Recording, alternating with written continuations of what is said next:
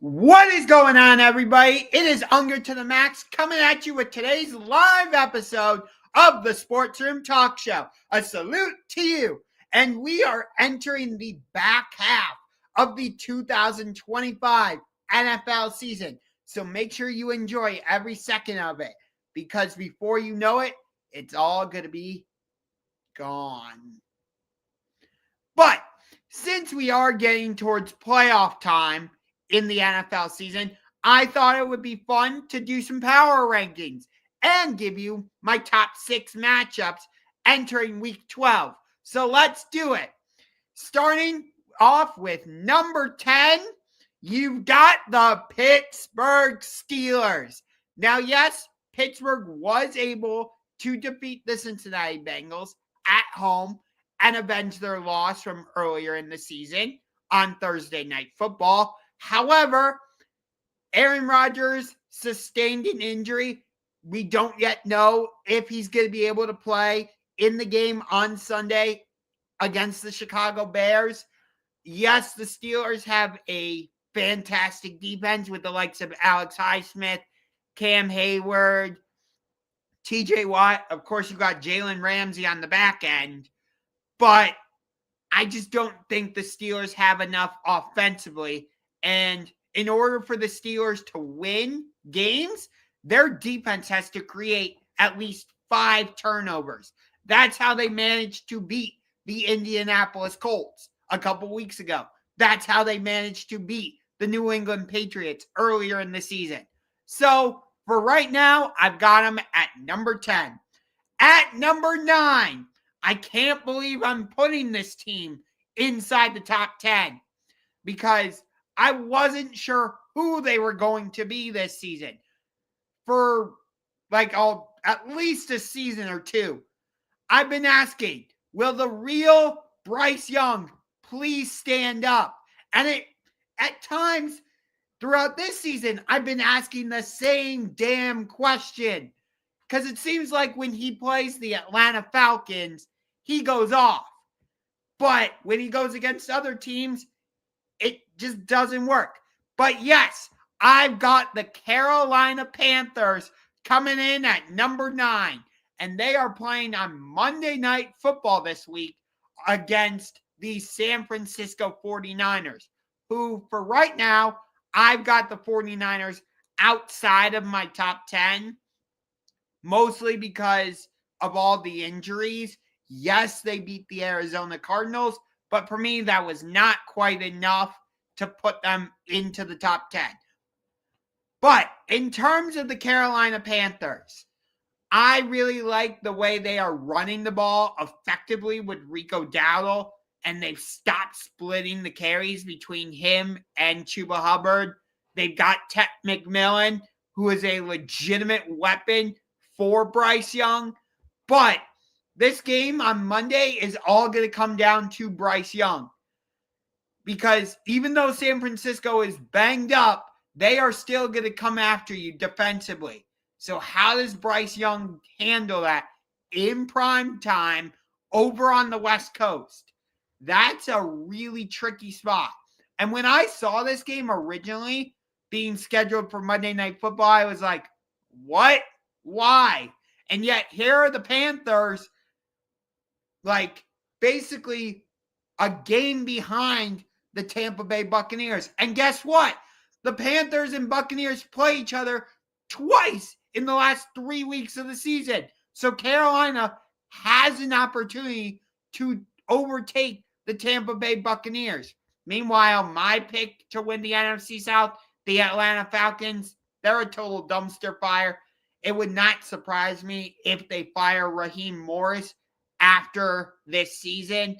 And if they do that, and if the Cleveland Browns fire Kevin Stefanski, as a Browns fan, Raheem Morris would be one of the names I would want the Browns to interview.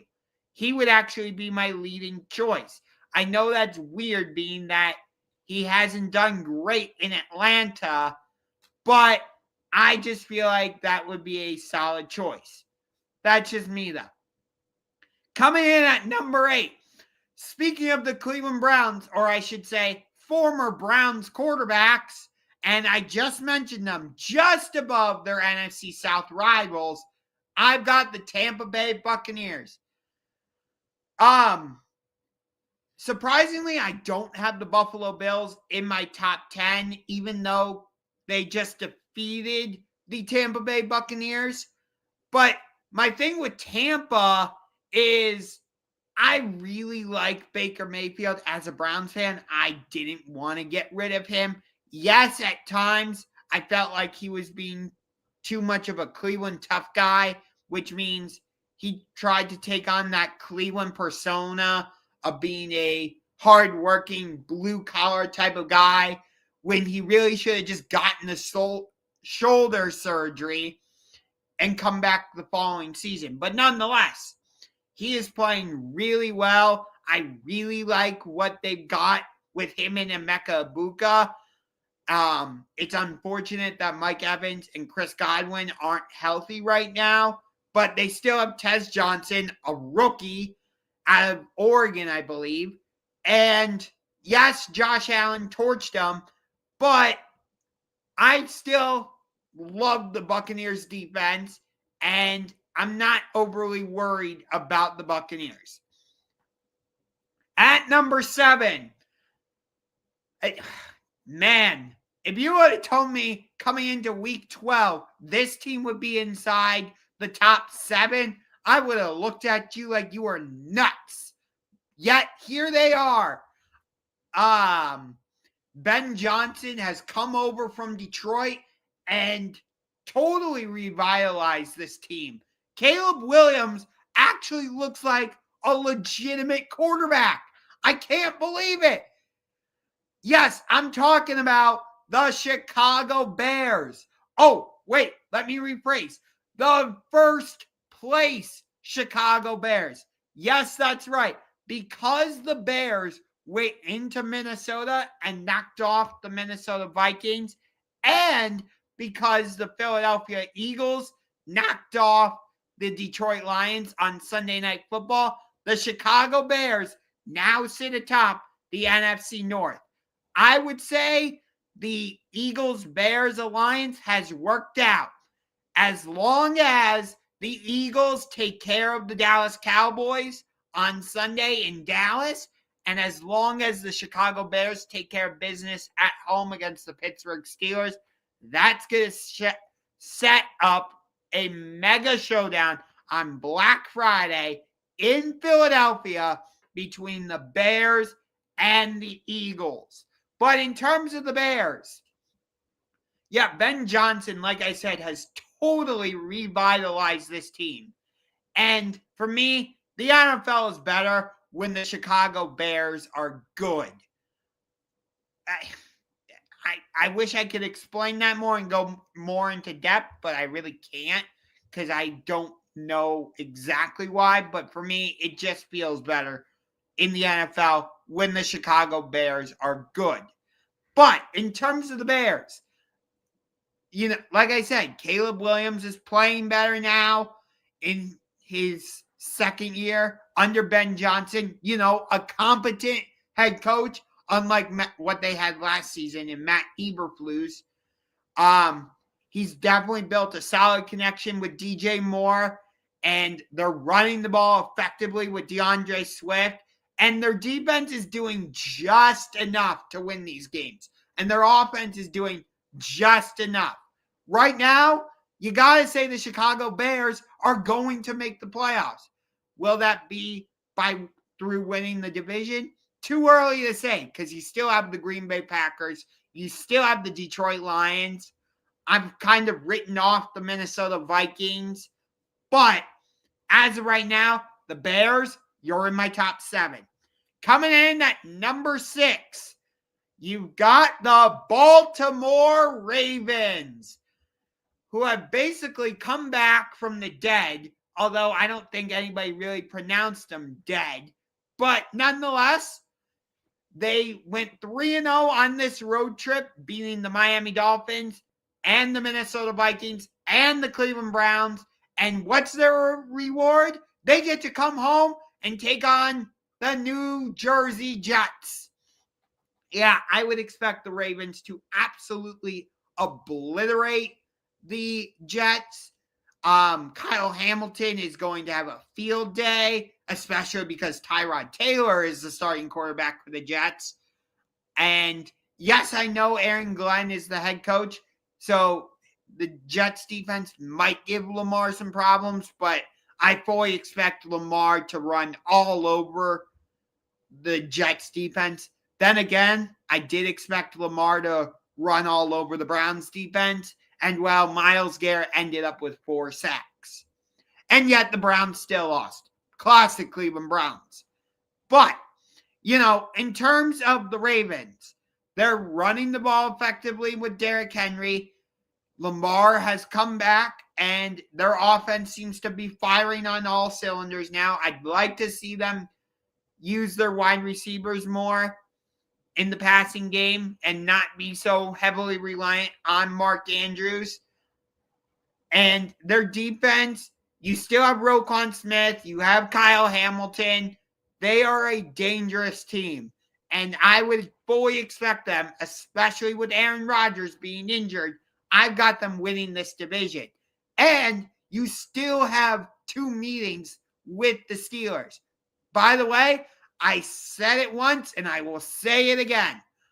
Ravens-Steelers is not just the best rivalry in the AFC North. It's not just the best rivalry in the AFC. It is the best rivalry in all of the NFL. You can have your Cowboys-Eagles. You can have your Packers-Bears.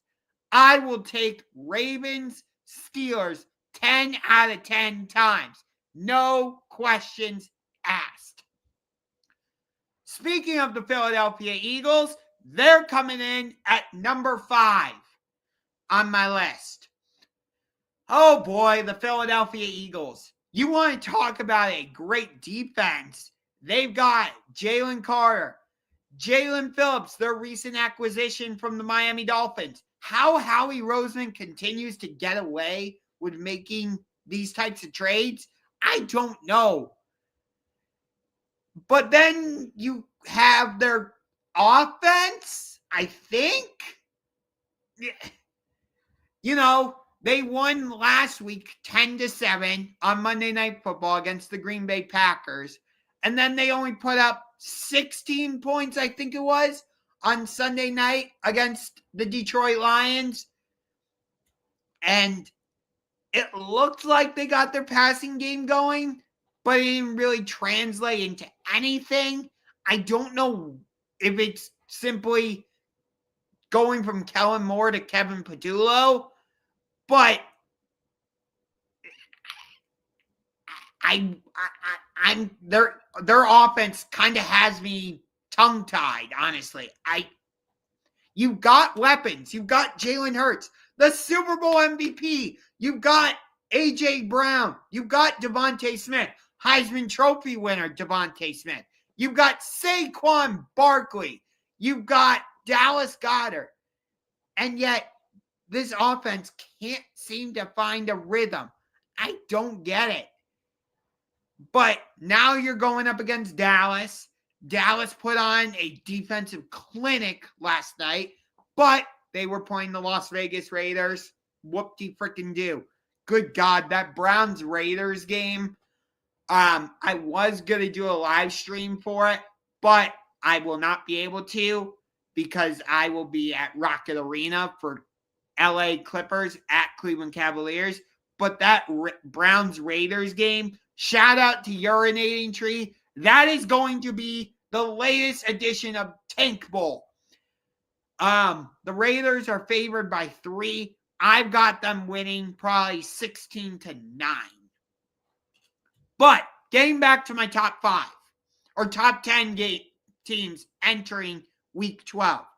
So far, we've got the Steelers at 10, the Panthers at 9, the Buccaneers at 8, the Bears at 7, the Ravens at 6, the Eagles at 5, and at number 4, I think they finally vanquished the evil empire with the last-second field goal. And talk about redemption, because last season in Kansas City, this team lost on a blocked field goal. And then on Sunday, they won on a game-winning field goal, which basically ended the Kansas City Chiefs' reign of terror over the AFC West, because they are not going to win this division this year, which I correctly predicted. I said before the season that the Denver Broncos were going to win the AFC West. And look who's atop the division. That's right, the Denver Broncos. This defense, even without Patrick Surtain, completely shut down the Kansas City Chiefs offense. Yes, they scored the touchdown late with Mahomes to Travis Kelce. You're not going to completely stop Patrick Mahomes. He's always going to find a way to make plays. By the way, if you haven't figured it out, I don't even have the Chiefs in my top 10. And I also don't have the Buffalo Bills in my top 10, even though they beat the Buccaneers. But getting back to the Broncos. Yes, a lot of the season, Bo Nix has come alive in the fourth quarter, and it's almost like he forgets about the first three quarters. But, the Broncos, would I like to see more from them offensively? Yes, they lost J.K. Dobbins for the season, so I would expect more from R.J. Harvey as well as Jaleel McLaughlin.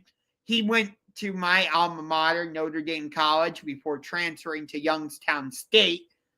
But, you got Franklin on the outside, Cortland Sutton, and Evan Ingram. So they have good pieces offensively. I wouldn't say they're a tremendously scary offense or anything like that. But I think Denver is a force to be reckoned with. If I'm the Broncos, I want the number one seed. Make the road to the AFC come through Denver. You think opponents want to go to Denver for the AFC divisional round or AFC championship in January? Hell no.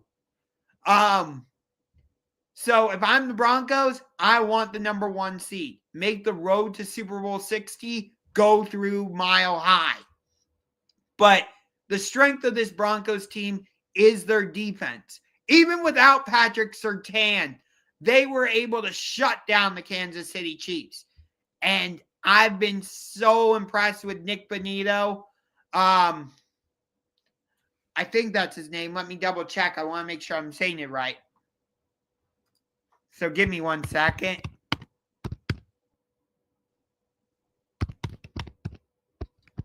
Yes, Nick Bonito, the outside linebacker for the Broncos. He has been really effective for them.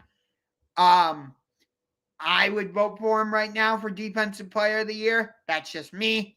But when you are able to hold the Kansas City Chiefs to 19 points, yes, their offense hasn't really been clicking on all cylinders, but it's still Patrick Mahomes on the other side and basically end the Chiefs' reign of terror over the AFC West. That's saying something. So I've got the Broncos at number 4. Coming in at number 3, I've got the Seattle Seahawks.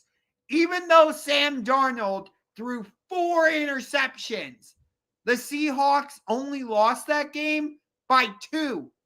Maybe they could have gotten a little bit closer for Myers to kick that game-winning field goal, but it is what it is. And the Seahawks get to play the Rams in week 16, I think it is, on Thursday Night Football in Seattle.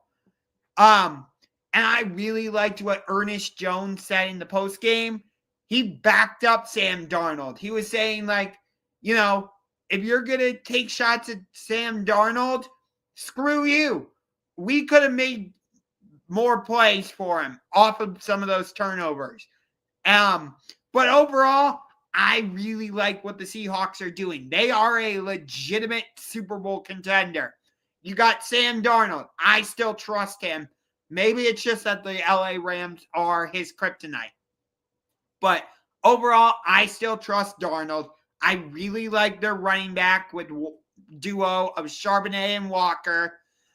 You got DeMarcus Lawrence on the other side defensively. You've got Devin Witherspoon on the back end. And then at the wide receivers, of course, it starts with Jackson Smith and Jigba. But then they go out and trade for Rashid Shaheed, which, like I said earlier in a different live stream, for me, that was the biggest move of the trade deadline, because now defenses can't roll their coverage squarely towards JSN. You have to respect Rashid Shaheed on the opposite side. So for me, Seattle, even though they lost, I still got them in my top 3. They're just not top 2. Coming in at number 2, the MVP favorite, the New England Patriots. It seems like the old empire is back. The Buffalo Bills' 5-year reign over the AFC East, done. The New England Patriots are going to win the AFC East, and if I had to predict, they will be the number 1 seed in the AFC. I'll take it a step further. I think the AFC Championship this year will be a rematch of, I think, the 2013 AFC Championship and the 2015 AFC Championship. The only difference is it won't be in Denver. It will be in New England. That's right. I've got the AFC Championship being the Denver Broncos against the New England Patriots. And that I would very much enjoy that game if it turns out to come to fruition. But in terms of the Patriots, they are effectively running the ball now with Travion Henderson, who I predicted to be Rookie of the Year in the AFC, because I thought the Patriots were going to use him more in the running game, but it's like they were reluctant to use him or something, because they continued to use Ramondre Stevenson. But you've got Stephon Diggs on one side. You got Booty on the other. And this defense, oh boy, they will cause problems. They can get after the quarterback. They've got Christian Gonzalez on the back end. And yes, they got to improve their offensive line because Drake May is getting hit way too much. In my opinion, he is the MVP favorite right now. Matt Stafford is a close number 2. But I really like this team, and I think they are going to win the division, and the road to the AFC, road to Super Bowl 60 rather, in the AFC will go through Gillette Stadium in Foxborough. But at number 1, Matthew Stafford, Devontae Adams, Puka Nacua, Jared Verse, and those Los Angeles Rams. Oh my God, I wish the Rams-Eagles game wasn't in week 3. I wish it was later in the season. Because the only reason the Rams are not the number 1 seed in the AFC or NFC rather right now is because they lost that game back in week 3, I think it was, against the Philadelphia Eagles. That game between the Rams and Eagles should have been in like week 15 or week 16. But I digress. You look at this Rams team, they are extremely well coached by Sean McVay, which doesn't surprise me. Matt Stafford, do you remember before the season when everybody was concerned about his back injury? Yeah, I do too. I don't see any signs of it. Puka Nacua has proven to be one of the best wide receivers in the NFL. Devontae Adams seems to have found the fountain of youth. And it's not just Jared Jared Verse. It's also Byron Young, and they have other great pieces. They put together a fantastic game plan defensively, completely confused Sam Darnold, and I love watching this team. I have mixed feelings about the Rams overall because I love Matthew Stafford. Sean McVay is one of my favorite head coaches. Aaron Donald was an absolute beast, and it was awesome to watch him. But I absolutely hate their owner, Stan Kroenke, because he completely screwed over the city of St. Louis. No disrespect to the Rams. I don't mind that the city of LA has an NFL team. I just wish it hadn't come at the expense of the city of St. Louis. When the Rams were in St. Louis, that was a great home field advantage. The Edward Jones Dome was one of the noisiest in the NFL. And yet, for some reason, Kroenke decided, I'm going to completely strip the team down and make it look like the city of St. Louis doesn't care, so I can easily pack it up and move the team back to Los Angeles. I know the Rams have played in LA in the past. I get it.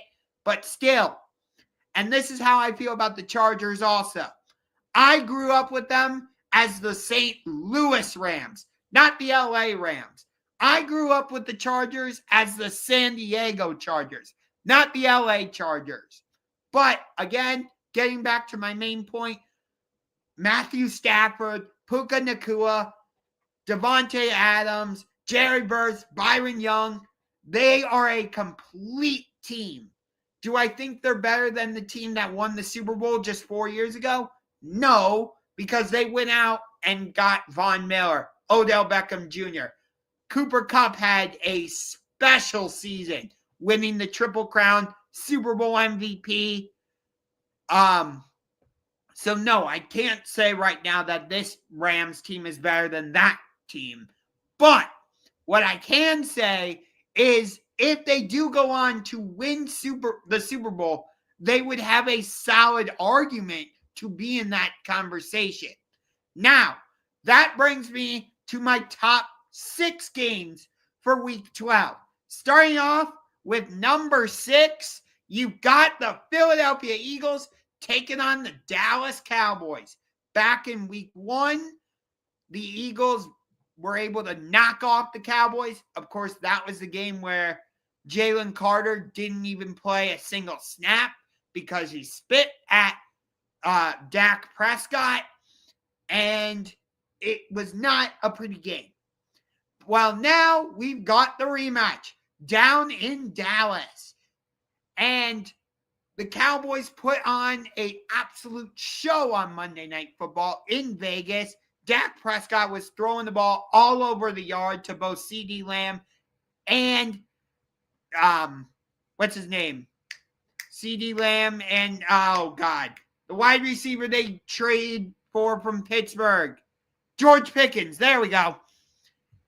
Yeah, Dak Prescott, he has found a strong connection with both CeeDee Lamb and George Pickens. If I'm the Cowboys, I'm trying to re-sign George Pickens. And they go out, they trade for Quinnen Williams from the New York Jets. They trade for Logan Wilson from the Bengals, and it worked. But they were playing the hapless Las Vegas Raiders. Now you have the Philadelphia Eagles coming to town. And the Eagles, their offense, like I mentioned earlier, not really firing on all cylinders. But their defense is. So that's going to be fascinating to watch. At number 5, another divisional matchup. You've got the Minnesota Vikings taking on the Green Bay mother-loving Packers. Shout out Tom Grossi. So the Packers, they were able to, let me double check. I want to make sure I got my information right before I just spew stuff. So give me 1 second. But I know the Vikings lost to, yes, the Packers. They were able to defeat the New York Giants in New Jersey. Jordan Love went out with an injury, but Malik Willis was able to right the ship. And then Jordan Love was able to come back in. However, we don't know the status of Josh Jacobs. He suffered an injury in that game against the Giants. We'll see if he's able to play in this game on Sunday against the Vikings. And then with the Vikings, oh God. You let Sam Darnold go. You let Daniel Jones go, thinking you had the right quarterback in J.J. McCarthy, or I guess I could call him 9. And yet, here the Vikings are sitting in last place in the NFC North. After a season ago winning 14 games, facing the Lions in Week 18 for not just the number 1 NFC North Division title, but also for the number 1 seed. Sam Darnold falls flat on his face. Then they face the Rams in the wild card round, and, well, it didn't go much better. But in terms of the Vikings, they really thought J.J. McCarthy was going to be the answer, and, well, it hasn't quite worked. Him and Justin Jefferson haven't been able to get on the same page at all this season. I don't know why. Justin Jefferson is still one of the premier wide receivers in the NFL. You can't tell me otherwise. And for JJ to not be able to connect with Justin Jefferson, that's a problem.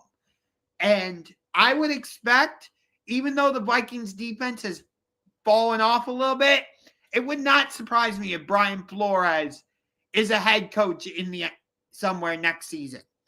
As of right now, the Packers are 6.5-point favorites against the Vikings. At number 4, I've got Thursday night football. The Buffalo Bills at the Houston Texans. It took a heroic effort from Josh Allen for the Buffalo Bills to defeat the Tampa Bay Buccaneers on Sunday in Buffalo. I believe Josh Allen is a one-man band. I believe the Buffalo Bills' window of contention is not closing. It is closed up. But they are still very much so in the playoff picture in the AFC. But so are their opponents on Sunday, the Houston Texans. I would not expect C.J. Stroud to play in this game on Thursday against the Bills, as he's still in concussion protocol, which means I think it'll be General Mills playing quarterback. But Houston has been playing well. They should have beaten the Denver Broncos a couple weeks ago. And yes, it took a last-second field goal to beat the Tennessee Titans, which, if you're the Texans, it should never be that close against the Titans, especially with how lowly of a franchise the Titans are, because they're on track to get the number 1 pick again. But still, the Texans' defense is going to cause problems for the Buffalo Bills. I don't know if Josh Allen being a one-man show is going to be enough on a short week to go down to Houston and beat the Texans. So as of right now, I've got Bills, Texans at number 4. And if I had to make a prediction, I'm going with the Houston Texans. At number 3, I've got the Indianapolis Colts taking on the Kansas City Chiefs. A couple weeks ago, we thought this is going to be a measuring stick game for the Indianapolis Colts to show us whether they are legit contenders or not. Well, now it still is a measuring stick game to a certain extent, because the Colts have to go into Arrowhead and beat the Chiefs. But right now, if the playoffs started, the Kansas City Chiefs would be on the outside looking in. That's right. Patrick Mahomes would not be in the postseason. And as of right now, it's tough because the Jaguars hold the tiebreaker over the Chiefs. The Chargers hold the tiebreaker over the Chiefs. The Broncos hold the tiebreaker over the Chiefs. So right now, this game is critical for the Kansas City Chiefs if they want to keep their playoff hopes alive. And you know what's interesting is that we haven't heard the name Chris Jones a lot the past couple weeks. And he's really the guy who drives the engine for the Kansas City defense. So if he's not really doing anything, it feels like the Chiefs defense doesn't really do anything. And we thought once the Chiefs get all their pieces back offensively, that's when it was going to start clicking. That hasn't been the case at all. They are still struggling, even with McCole Hardman, Xavier Worthy on the outside. Plus, you still have Travis Kelce. And they refuse to run the ball, it seems like. So, I don't know how this game is going to go yet.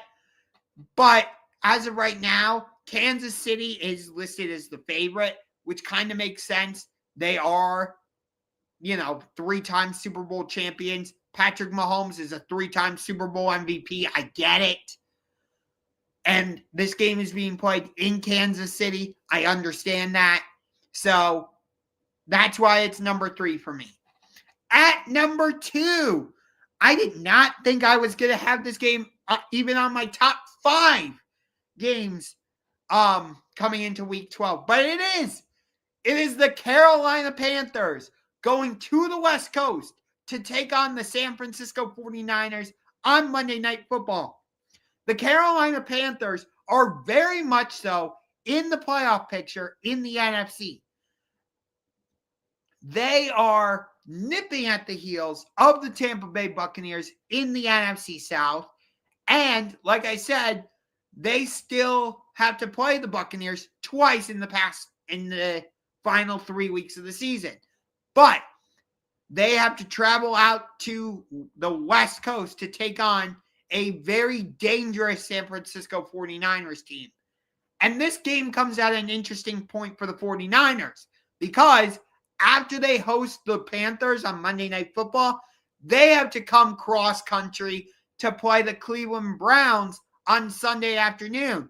So that means that the 49ers are going to basically lose 2 days because they play on Monday and they have to take a travel day to come to Cleveland.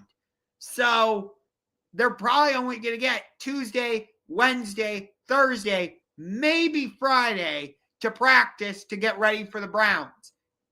And it's an interesting spot. But we'll see if Brock Purdy is back for the 49ers. They're beaten up to all hell and back. But even still, they are a formidable team. They already hold a win over the Seattle Seahawks. They beat the Rams on Thursday Night Football back in, I think it was week 6 or week 7 in LA. Yes, the Rams got their revenge on the 49ers in San Francisco, but still, the 49ers, even for all their injuries, they are a formidable team. If the Carolina Panthers want to prove that they are legit and belong in the NFC playoff picture, go out to the West Coast on Monday Night Football and beat the 49ers. I am rooting for Bryce Young. I really want him to succeed. And I really like what they've got with Ted McMillan. Like I said, Rico Dowdle running the ball. They got to stop splitting the carries between him and Chuba Hubbard. Rico Dowdle has to be your primary back. I would like them to see them do more defensively. But if their defense can do just enough, I think they can win this game. I'll give my official predictions. Probably, I don't know, because I'm going to the Cavs game tomorrow, and I'm working the Monsters game on Thursday, so I'll have to figure that one out in terms of my schedule. But at number 1 on Sunday Night Football, you've got the Tampa Bay Buccaneers taking on the LA Rams. First of all, as much as I like those blue and yellow jerseys for the LA Rams, those black jerseys they were wearing on Sunday against the Seahawks look so much better. I would love it if the Rams made the switch and made that their primary jerseys. Yes, it would mean switching to black and yellow, which the Pittsburgh Steelers probably wouldn't like that too much, but I'd be in favor of it. But in terms of this game, the Rams and the Buccaneers have played some classic games over the past few seasons. Of course, we remember the divisional round game where Matthew Stafford found Cooper Kupp for the game-winning touchdown. But I fully expect this to be a very close, physical type of game. I don't think it's going to be a high-scoring affair. Even though you've got Baker Mayfield, Matthew Stafford, Emeka Egbuka, Devontae Adams, Puka Nacua, I think this is going to be a defensive slugfest. Because, yes, the Buccaneers have to come to the West Coast, kind of like the Carolina Panthers, but I still really like the Buccaneers defensively, and I think they can cause problems for Matthew Stafford. So I think this is going to be a bit lower scoring of a game, but it's going to be really good to watch. Could it be a possible divisional round preview? I believe so. But as of right now, that's my top game of the week. So again, to wrap things up, my top 10 teams entering week 12. At number 10, you've got the Pittsburgh Steelers. Number 9, Carolina Panthers. Number 8, the Tampa Bay Buccaneers. Number 7, the Chicago Bears. Number 6, the Baltimore Ravens. Number 5, the Philadelphia Eagles. Number 4, the Denver Broncos. Number 3, the Seattle Seahawks. Number 2, the New England Patriots. Number 1, the LA Rams. And in terms of my top 6 games in week 12, you've got the Eagles at the Cowboys, Vikings at the Packers, Bills at the Texans, Colts at Chiefs, Panthers at 49ers, and Buccaneers at Rams. So that's going to do it for my top 12 power rankings. If you like what you saw, well then slam that subscribe button like David Njoku after he scores a touchdown. I got to work on that a little bit. And punch that subscribe button like a UFC fighter and hit the like button with the Judas effect, courtesy of Chris Jericho. I'm trying to work on new taglines. So as of right now, it's still going to be punch that subscribe button like a UFC fighter. But I'm thinking about doing slam the ball on the subscribe button like Rob Gronkowski and dunk on the like button like Victor Wembanyama. But I might try to tailor it towards Cleveland sports. But in the meantime, if you haven't done so, subscribe to Ungar to the Max. We are 90 subscribers away from hitting 800. We are, I think, just about 290 subscribers away from hitting 1,000. So if you haven't joined in, what are you doing? Subscribe, hit the like button, turn on the notification bell. You know, I'm not going to go through the whole jargon. But that's going to do it for week 12. Maybe I'll come back for week 13. We shall see. I am planning on doing a Cleveland Browns live stream probably for Tank Bowl in week 14 when the Titans come to town to take on the Cleveland Browns. But for now, I'm Ungar to the Max, and I will see you next time. Peace.